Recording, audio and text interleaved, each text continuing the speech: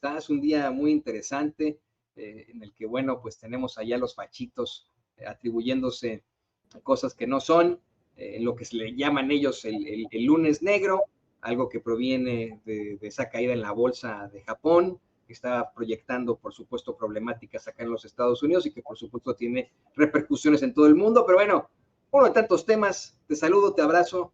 ¿Cómo estás, querido Ricardo Sevilla? Abrazo recibido y plenamente correspondido, mi querido Toño, público memorioso. Estoy muy contento porque pues acabo de comprar las obras completas de Ricardo Garibay en una de estas tiendas virtuales.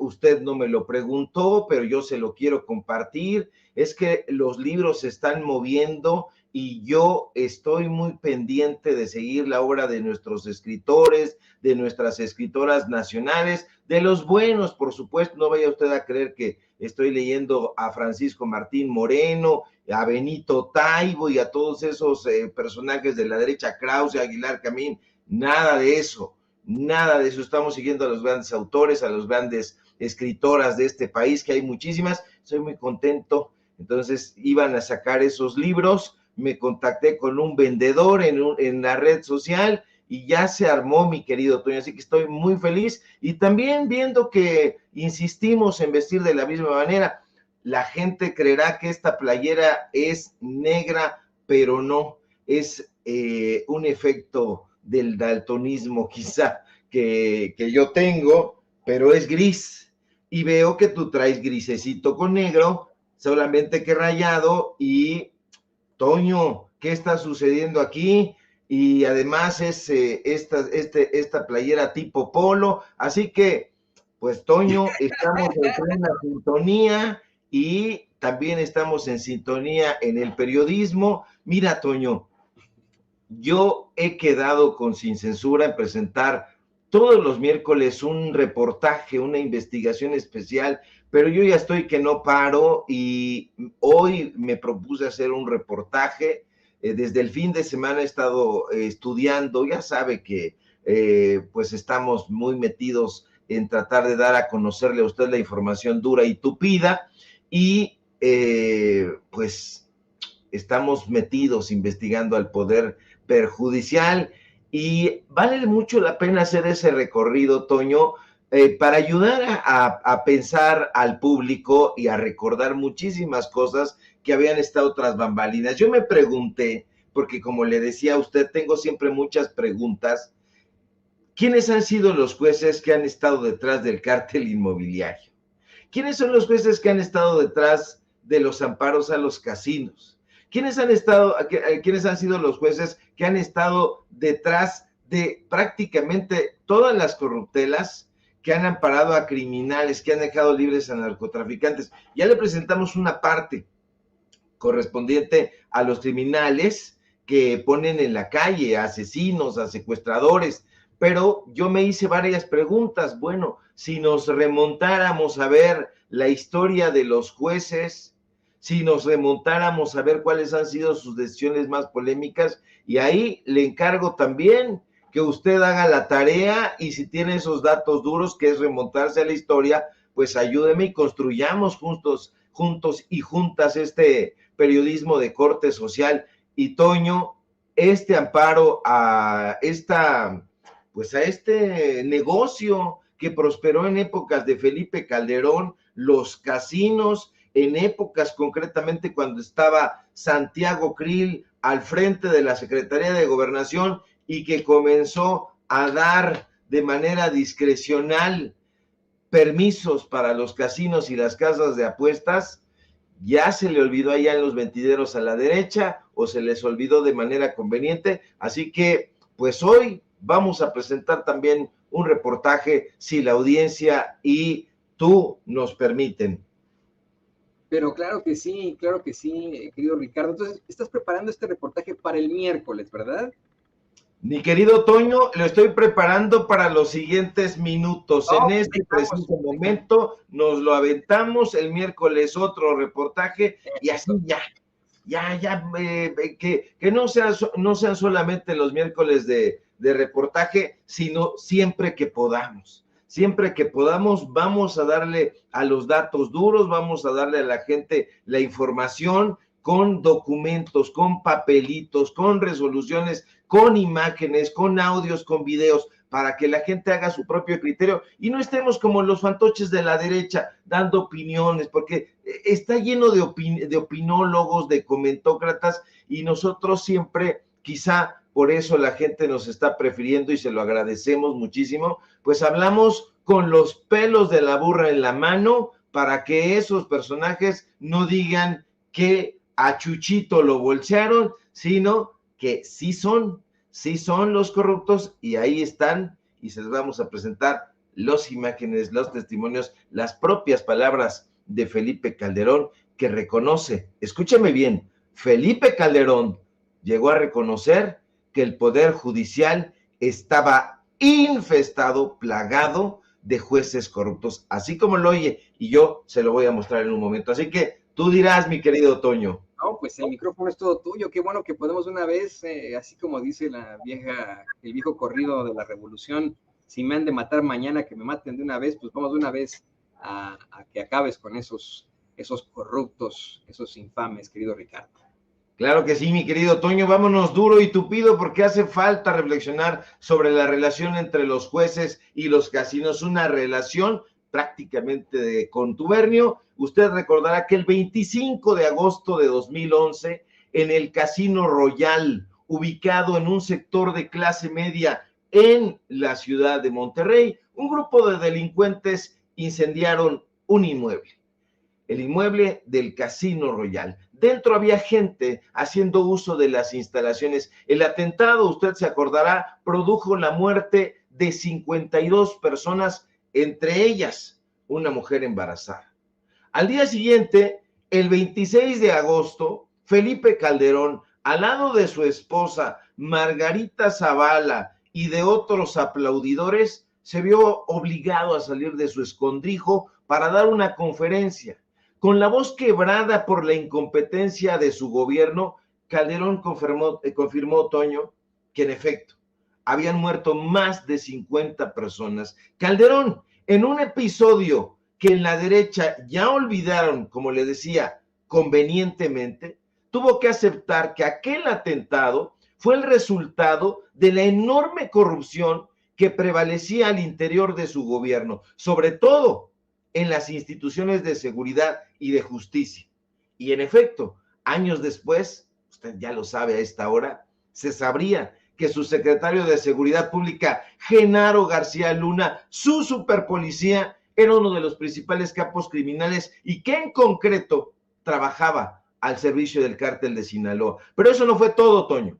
En esa conferencia, Calderón también reconoció que la corrupción había penetrado en el Poder Judicial. Tragando saliva, Felipe pidió al Poder Judicial que revisara a sus integrantes e incluso a sus estructuras. El entonces presidente, ya sabemos que espurio, tuvo que señalar que los criminales a la hora de ser juzgados no recibían de parte del Poder Judicial el castigo merecido. Le voy a pedir a mi querido don David que nos ponga por favor el video con el audio para que usted pueda escuchar. Adelante.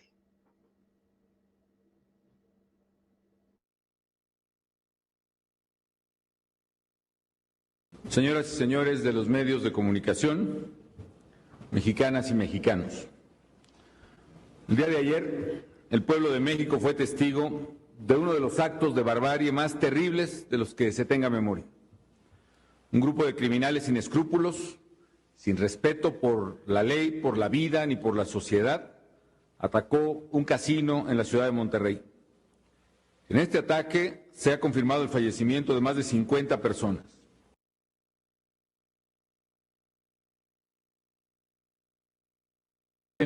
Por la enorme corrupción que prevalece en las instituciones de seguridad y de justicia en distintas regiones del país y en distintos órdenes de gobierno, que ha penetrado estructuras de poder y ha dejado en muchos casos a la sociedad indefensa, porque quienes están encargados de velar por la seguridad de los ciudadanos no pocas veces están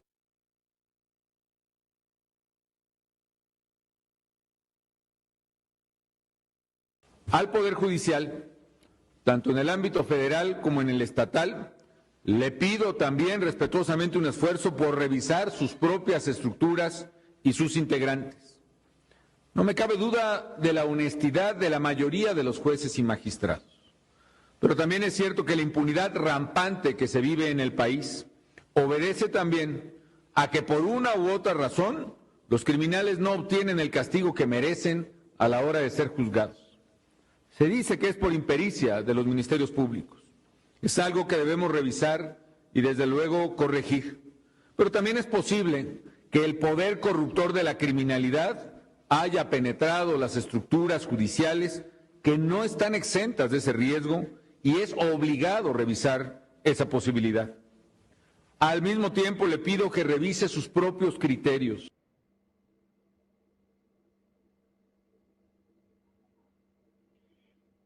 Que revise sus propios criterios, le pide Felipe Calderón, que tiene que aceptar que los criminales a la hora de ser juzgados, en efecto, no recibían ni reciben de parte del Poder Judicial el castigo merecido. Indudablemente usted lo recuerda, este incidente es uno de los ataques más letales, más criminales contra la sociedad en México, desde que Calderón, ¿se acuerda usted?, lanzar esa supuesta ofensiva contra los cárteles de drogas. Ya sabemos que todo fue un montaje y que su superpolicía, su secretario de Seguridad Pública, Genaro García Luna, trabajaba a las órdenes del cártel de Sinaloa. Toño, lo que pocos sabían era que detrás del funcionamiento de muchos casinos se ocultaban corruptelas que únicamente salieron a la luz cuando ocurrió este incendio. Presionado por el clamor y la indignación social, el Consejo de la Judicatura tuvo que salir e imponerse la tarea de investigar y, en su caso, suspender a funcionarios judiciales, no muchos. Pero estos funcionarios favorecieron la operación irregular de estos establecimientos mediante la concesión, usted lo sabe y lo recordará, de amparos y suspensiones de clausuras. Peor aún, Toño, de acuerdo con varias denuncias de hechos, uno de los jueces suspendidos, a lo mejor lo recuerda usted, lleva el nombre de Armando Jerezano Treviño, quien formaba parte de una banda que se dedicaba a extorsionar a empresarios del juego. Los propios casineros así lo denunciaron. Y es que luego de la tragedia del Casino Royal comenzaron a aflorar contubernios de funcionarios del Poder Judicial Federal con políticos, con empresarios del juego e incluso con narcotraficantes. Después del ataque perpetrado criminalmente por sicarios de los Zetas, jueces, magistrados, secretarios y abogados aparecieron vinculados estrechamente a una amplia red de corrupción. Muchos de ellos, Toño, fueron suspendidos de sus funciones e incluso investigados por la entonces Procuraduría General de la República. ¿Por qué? Es que los juzgadores habían otorgado amparos para favorecer la operación de casinos, de estos casinos irregulares. Por ejemplo, este sujeto, Luis Armando Jerezano Treviño, fue un juez inhabilitado por la Judicatura Federal. ¿Por qué? No por angelito, sino por favorecer con sus resoluciones a casinos en México, y él ya tenía la lupa en Estados Unidos. Allá enfrentaba una investigación internacional por presunto lavado de dinero, allá en Estados Unidos, por parte de la DEA. De hecho, esta agencia rastreó desde 2006 a 2014 transferencias, depósitos por más de $1 millón. Pudieron ascender, se dijo en su momento, incluso o superar $3.5 millones en cuentas bancarias de su esposa. Incluso le estuvo funcionando como prestanombres su propia suegra. Esta red de complicidades, Toño, estaba integrada por políticos panistas, estaba incluso el entonces alcalde de Monterrey, Fernando Larrazábal, cuyo hermano Jonás, a lo mejor lo recordará usted, fue videograbado cuando recibía presuntamente un soborno para brindar protección al casino Red. Incluso estuvo encarcelado, pero no fue el único, Toño. Otro juzgador, porque salían como cucarachas, emanaban de todas las cloacas. Otro juzgador en ese momento fue suspendido y sometido a investigación. Álvaro Tobilla León era el juez noveno del distrito en materia administrativa de aquí, del entonces Distrito Federal, tras el encarcelamiento de Siquio Martínez Hernández. Todo esto se supo porque él trabajaba como subsecretario de acuerdos en ese juzgado y le fue descubierta en ese entonces una cuenta bancaria y propiedades por más de 50 millones de pesos. El secretario de Acuerdos Tobilla, Toño, estaba en la mira de las autoridades federales, no solo a raíz de la detención de Martínez Hernández, sino porque años antes, en 2007, había dejado sin efecto una clausura que el municipio de Monterrey le había impuesto al casino Paradise, que operaba, por cierto, con protección policíaca y sin permiso de la Secretaría de Gobernación. Acuérdese, le digo que el secretario de Gobernación era nada más ni nada menos que Santiago Krill. Las entregas de dinero, porque hay más, Toño, también alcanzaron a José Alfonso Solís Navarro, magistrado del Tribunal de lo Contencioso Administrativo.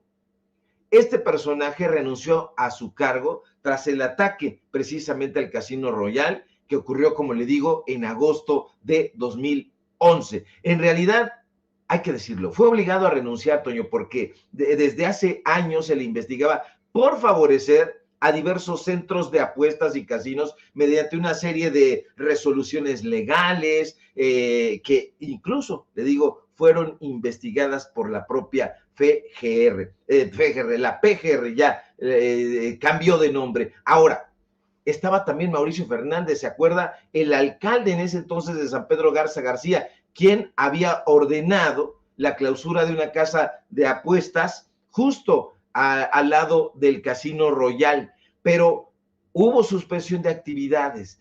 Esta suspensión de actividades fue frenada precisamente por Solís Navarro, que dijo, no, es que estos trabajos obedecen a una simple remodelación del sitio. Entonces, jueces y jueces suspendidos, investigados, porque estaban vinculados a empresarios del juego, incluso a narcotraficantes. Está el caso de Ricardo Irán Barbosa Lanís, juez tercero de distrito en materia administrativa del cuarto circuito, allá en Nuevo León, tierra casinera, quien entre sus antecedentes, Toño, registraba sospechosos amparos y resoluciones judiciales que favorecieron a casinos de Monterrey como el Sport Zone, el Poker City, el Live y el Revolución. De eso ya no quieren hablar en la derecha. El Consejo de la Judicatura tuvo que obligarse y entrarle al asunto y suspender a ese juez, investigarlo por emitir resoluciones favorables,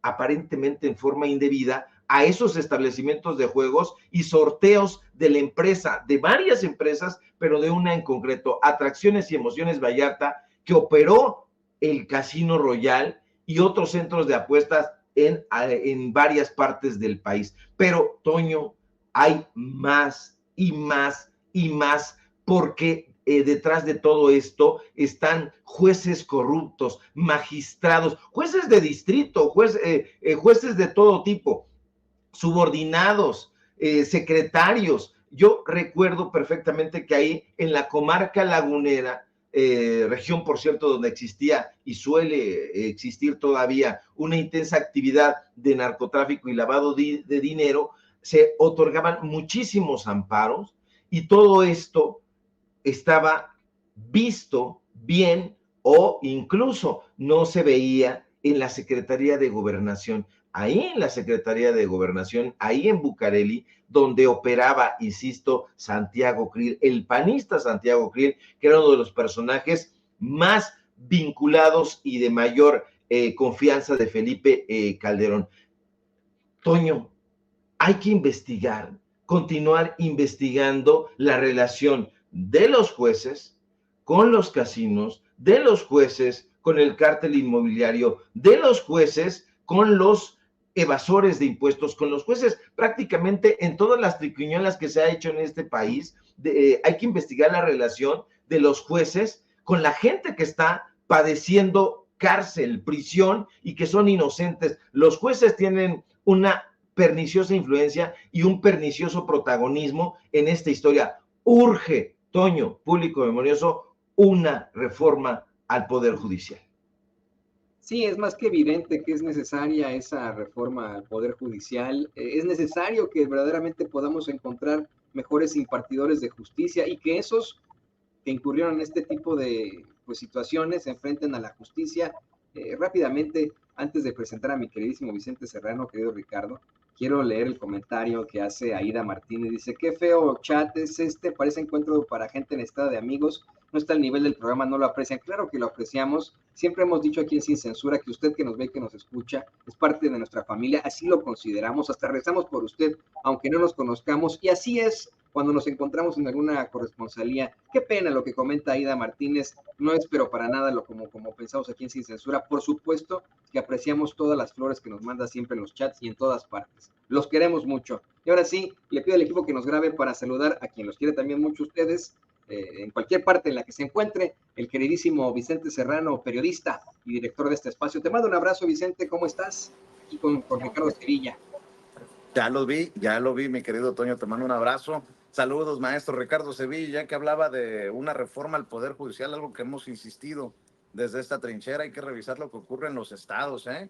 Estaba viendo este video de Andrea Chávez, seguramente ya lo viste, Toño, seguramente ya lo viste, querido Ricardo Sevilla, y asegura que el gobierno de Maru Campos, de la panista Maru Campos, le regaló $1 millón al cuñado de Marco Cortés para bots y fake news en redes sociales.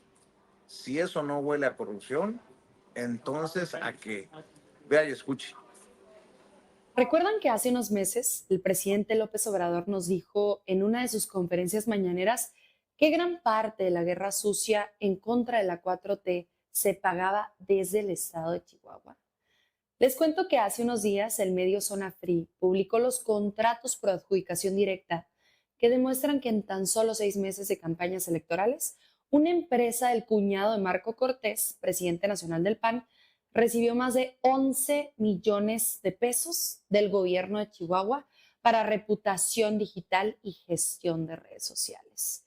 ¿Y a qué se dedica en verdad esta empresa? A generar cuentas falsas para aplaudir a la gobernadora, pero también a desinformar en redes sociales y acosar con bots a sus adversarios políticos. Estos contratos directos que benefician a familiares y dirigentes del partido de la gobernadora nada aportan a nuestro estado y sin embargo la gobernadora cree que el dinero de todos los chihuahuenses es suyo y que lo puede utilizar para atacar a sus adversarios políticos y pagar también favores personales. Con el $1 millón que esta empresa ha recibido en tan solo 2 años, se podrían haber comprado 20 ambulancias para la Sierra Tarahumara o haber apoyado a más de 1,500 madres solteras a salir adelante. Ya basta de desperdiciar y desviar el dinero de todos los chihuahuenses. Por cosas como esta, el pueblo ya no confía en ellos. En 2027 se irán para siempre del gobierno de Chihuahua. Eso por un lado, hablando de panistas. ¿Y qué me dicen de los priistas? Seguramente también ya viste las declaraciones de Rubén Moreira, mi querido Ricardo Sevilla, mi querido Toño. Los priistas concesionaron los ferrocarriles y 30 años después ya se dieron cuenta que fue un error. Ah, mira qué fácil. Y mira qué cabrones. Nosotros vamos a votar a favor y hay varias razones. Para empezar, el más grande presidente del siglo XX, que también fue presidente de mi partido, Lázaro Cárdenas del Río, decretó para las y los mexicanos el sistema de ferrocarriles. Muchos de nosotros nos opusimos a esa práctica en la cual se busca la máxima ganancia y no el servicio para la gente. Cuando se concesionaron las rutas de ferrocarriles, pues las grandes empresas inmediatamente se dieron cuenta que llevar a personas no era tan redituable como hacerlo con las mercancías. Pondré un ejemplo de mi estado. 152,000 kilómetros cuadrados, que es equivalente a 7 veces el territorio del Estado de México. Un municipio es más grande que el Estado de México. Pues cuando, el municipio de Ocampo, Coahuila, el segundo más grande del país, creo.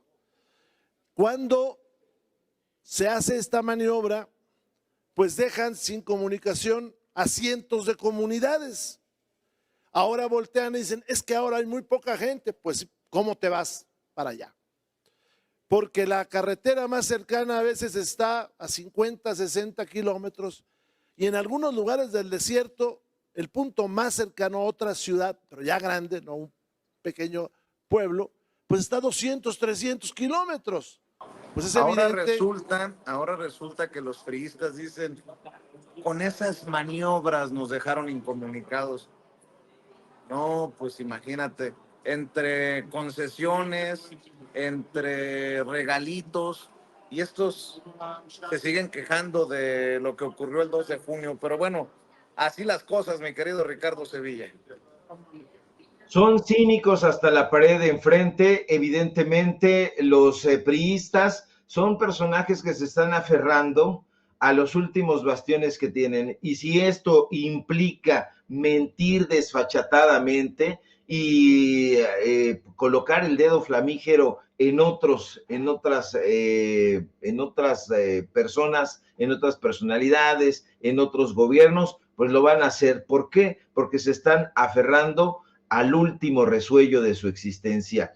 No pensábamos que en 2000 iba a caer el PRI, no pensábamos que iba a regresar, pero después de las estulticias del panismo era algo que se podía sospechar. Sin embargo, tras la llegada y experiencia del gobierno de Andrés Manuel López Obrador, conocido como la Cuarta Transformación, hoy más sucintamente como la Transformación, el pueblo de México está experimentando lo que es, en efecto, una auténtica democracia y ya no quiere dejar de experimentarlo. No existían los medios de comunicación alternativos, o por lo menos no este tipo de redes sociales, aunque estaban por ahí publicaciones de amigas y de amigos, periodistas pujantes y de muchísima trayectoria. Lo cierto es que los medios de comunicación corporativos se encargaban de marginar a esas voces. Hoy las cosas han cambiado desde mi punto de vista, Vicente, para bien. Hoy la gente está haciendo conciencia, está politizada e incluso yo arriesgaría a decir que están aprendiendo a hacer sus propias pesquisas, sus propios reportajes, se están informando, están reflexionando sobre lo que está sucediendo a su alrededor. ¿Qué esperanzas que hace 5, 10 años se hablara en las mesas familiares sobre quién presidía la Suprema Corte de Justicia?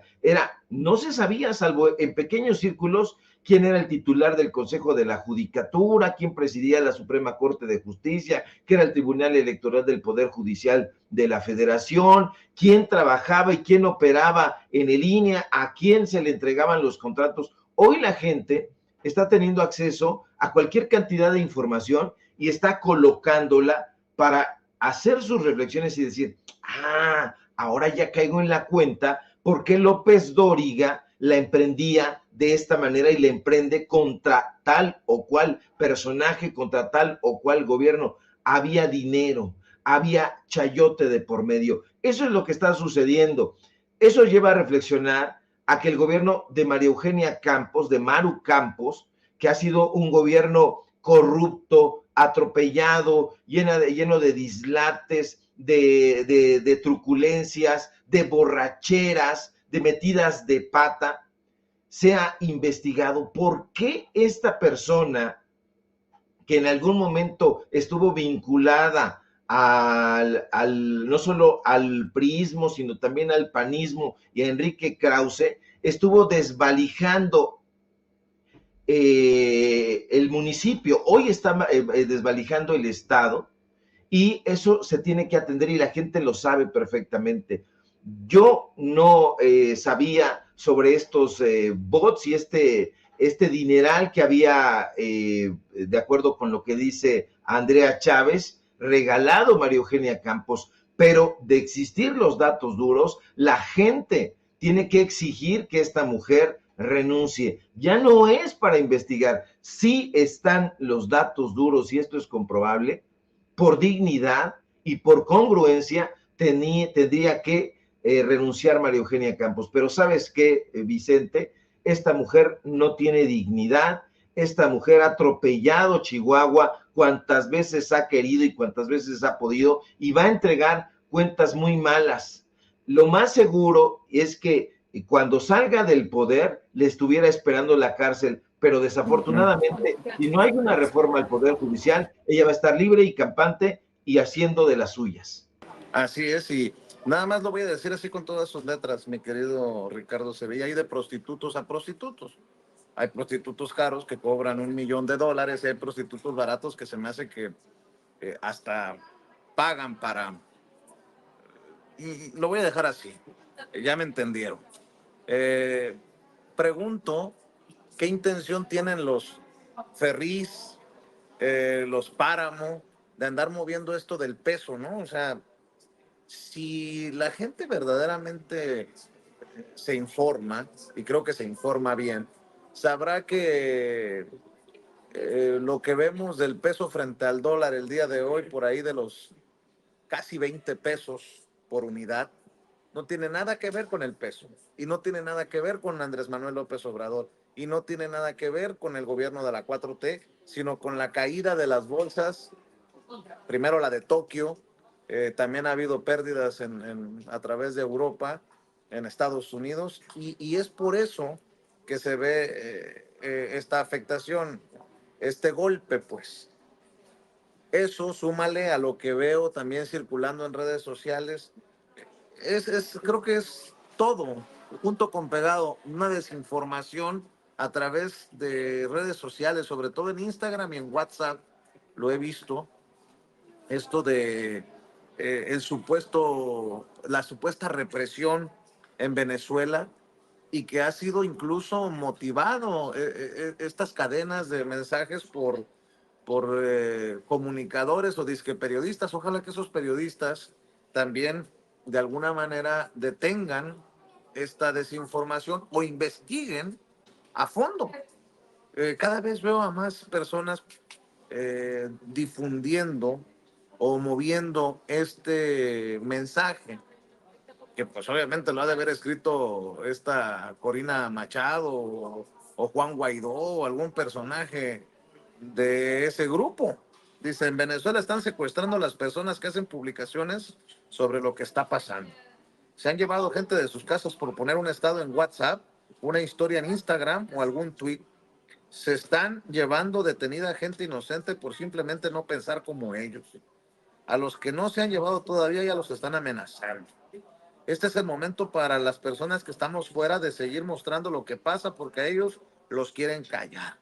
8 millones de venezolanos en el extranjero. Es momento de usar sus voces y redes, sean influencers o no. Compartir todo lo que azota a nuestro país, y a nuestros amigos extranjeros pedimos perdón y también empatía con nosotros por la ola de información que quizás no muchos quieran ver en sus redes. Yo pregunto si alguien de esos comunicadores que veo muy entretenidos compartiendo, ya investigaron, ¿no? ¿Cuántos reprimidos, amenazados? Porque a mí ya me contaron de una dictadura que no era dictadura y pasó en la Venezuela del Sur. Por 5, ya casi 6 años, nos han estado diciendo que Andrés Manuel López Obrador es un dictador que le permite a cualquier periodista pararse frente a él en Palacio Nacional e incluso tener episodios como los de Reina Aide o los de Dalila Escobar. Así que a mí no me vengan con cosas. No estoy diciendo que no ocurra, pero ¿quién se ha dado la tarea de verdaderamente pedir cuentas y de investigar? Ese es mi punto, mi querido Ricardo. Ya que estabas hablando de que pues se mueven mucho dinero, yo pregunto si para esto del peso o para esto de Venezuela también están moviendo bastante, ¿no? Me suena ese nombre de Dalila. Históricamente Dalila era, sí, hay que decirlo, la amante de Sansón.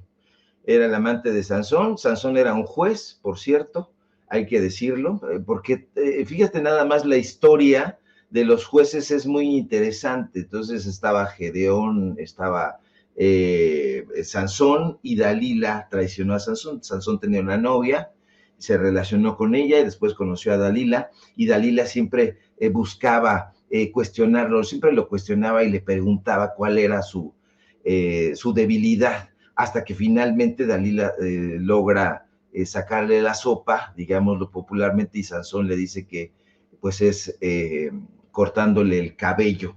Y fíjate nada más, Sansón terminó ciego porque le sacaron los ojos, y él era un juez, hay que recordar, era un juez. Entonces Dalila traiciona al juez Sansón. Esto es mitología judeocristiana, pero aplica en la vida real. La historia de los jueces, si la vamos siguiendo, nos va a acercar. Los jueces en la historia han tenido fallos muy controvertibles. Los jueces en la Edad Media, los jueces en la Nueva España, los jueces del Tribunal del Santo Oficio de la Santa Inquisición, tuvieron fallos criminales, y todo eso nos va a llevar hasta este momento, hasta los fallos de la Suprema Corte de Justicia, hacia las corruptelas de Norma Piña. Es decir, si nosotros vamos siguiendo toda esta ola de traiciones, nos vamos a encontrar que desafortunadamente ese tema es muy controvertido.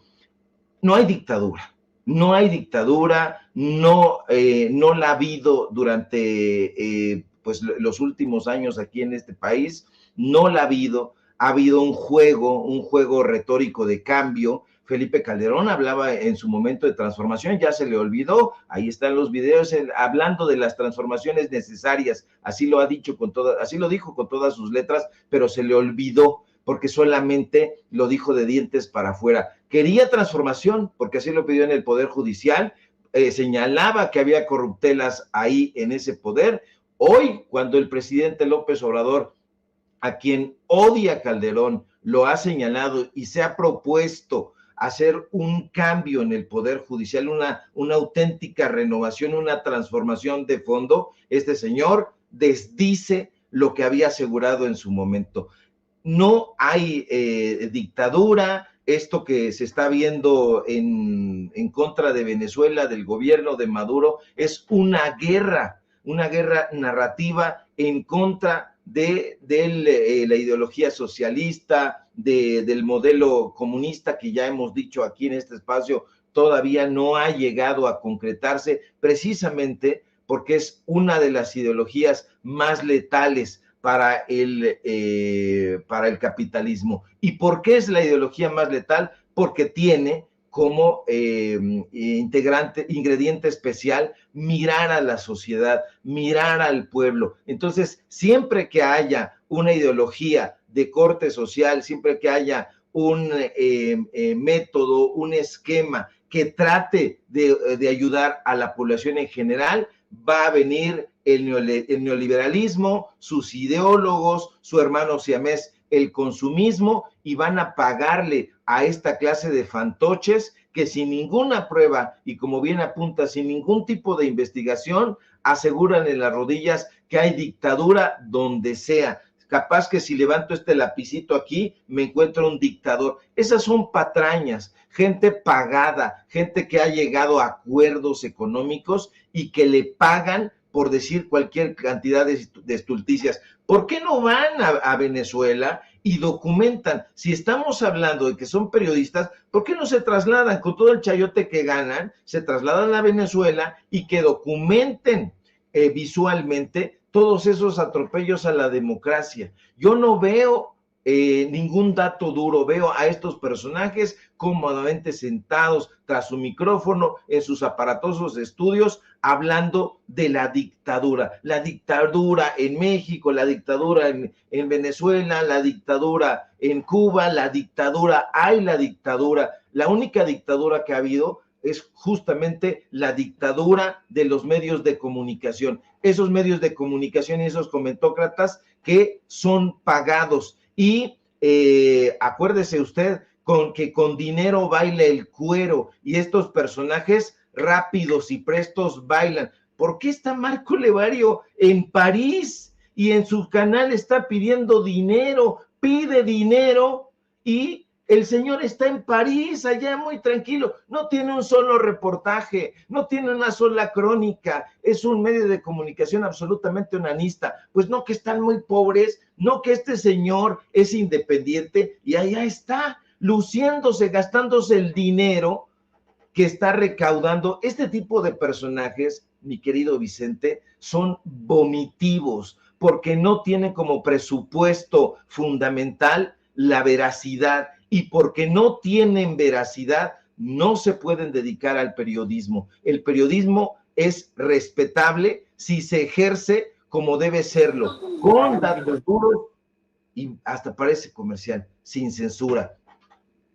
Eso, mi querido Ricardo. Por cierto, hay que invitar a la audiencia de Sin Censura que te siga en redes sociales, por favor. También estás vestido de negro, de gris. ¿Qué pasó? Ya es un De negro, de uniforme. negro, de negro, de negro.